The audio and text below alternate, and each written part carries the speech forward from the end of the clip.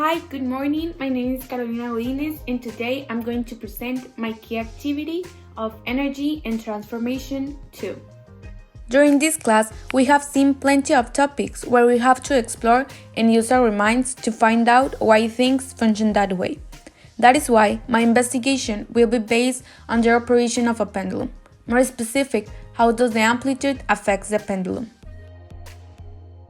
I think this topic will be interesting to investigate for the same reason I said before, the desire to explore the physics in general and knowing how things work by themselves and why they work that way, besides from the fact that the object that we will be using is outdated and this research can help to improve a pendulum and create something better for the future. In this investigation, we will be studying some variables to understand better the reasons for the research. The amplitude will be working as the independent variable because this will be manipulated. Since the beginning of the experiment, these measurements will be stated by me. The time will work as one dependent variable because during the experiment, it will react from the changes of the amplitude. And finally, the mass and the length will be the control variables because in the experiment, these will always be the same. For the experiment, we will need three essential materials. First, a heavy object that in this case it will be a lemon.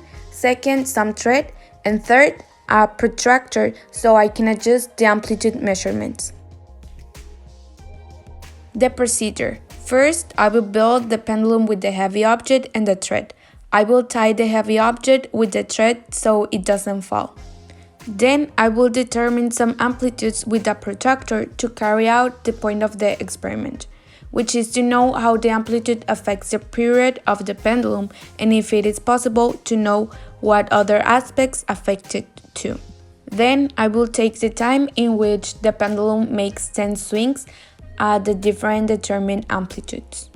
Finally, I will annotate everything so that I can see and analyze the results of the experiment.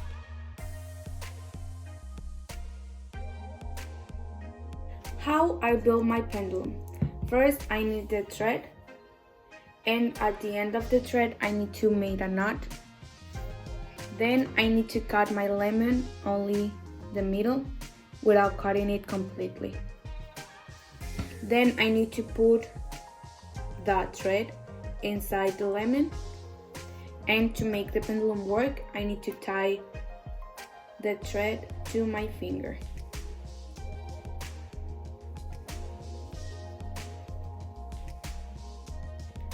Finally, I use the protractor to set up the amplitude with a little help, and my iPad to take the time for the 10 swings.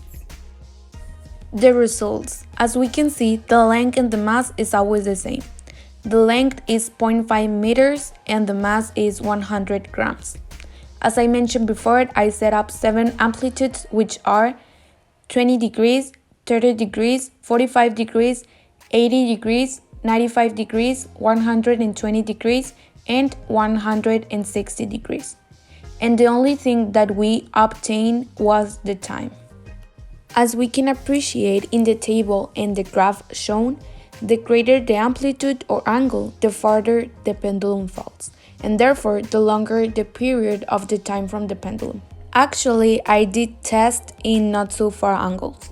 For example, in angles smaller than 60 degrees, the time for the 10 swings to perform was of 14 seconds, and in some cases the millisecond changed.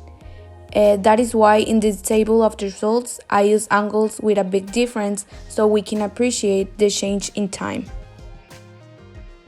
As a conclusion, we can say that while the amplitude or the angle of the pendulum are wider, the pendulum will take longer to fall, so that it could generate a longer period of time in the pendulum. Also, during the experiment and my investigation, I realized that the measure of the length and the mass could also affect the pendulum itself. At the beginning, one of the difficulties I had was setting up the amplitude, since I was making sure that the pendulum did its job correctly.